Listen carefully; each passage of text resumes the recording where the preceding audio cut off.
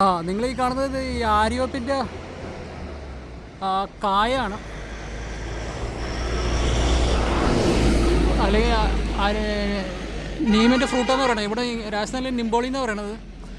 അപ്പോൾ ഇത് പല അസുഖങ്ങൾക്കും നല്ലതെന്ന് പറയുന്നുണ്ട്. ഇത് ഒരു അപ്പറ്റൈസറായിട്ടാണ് കഴിക്കുന്നത്. അസുഖങ്ങളെന്ന് പറയുമ്പോൾ മറ്റേ ബ്ലഡ് ഷുഗർ ലെവൽ കൺട്രോൾ ചെയ്യാൻ നല്ലതാണെന്ന് പറയുന്നുണ്ട്. പിന്നെ മറ്റേ ഈ പാരസൈറ്റ് കൃമികീടങ്ങളുടെ പ്രശ്നത്തിനും പിന്നെ ഈ സ്കിൻ സംബന്ധമായിട്ടുള്ള അസുഖങ്ങൾക്ക് എല്ലാത്തിനും നല്ലതെന്ന് പറയുന്നത്. ഇവിടുത്തെ ആൾക്കാർ ഇത് കഴിക്കാറുണ്ട്. ഇത് പഴുത്ത് കിട്ടിയാൽ കുറച്ച് ടേസ്റ്റ് ഉണ്ടാവും, അല്ലെങ്കിൽ നല്ല പുളിയായിരിക്കും. വേണമെങ്കിൽ ഒരെണ്ണമെന്ന് നമുക്ക് കഴിച്ചു നോക്കാം. അപ്പോൾ ഇത് നല്ല അസാധ്യ കയ്പ്പാണ്. ഏറ്റവും കയ്പ്പുള്ള കഷായം പോലത്തെ ടേസ്റ്റാണ്. അപ്പോൾ നമ്മുടെ നാട്ടിൽ ഇത് ഉപയോഗപ്പെടുത്തേണ്ടതാണ്. അപ്പോൾ ഇതിനെപ്പറ്റി കൂടുതൽ അറിവുള്ളവർ ഷെയർ ചെയ്യുക.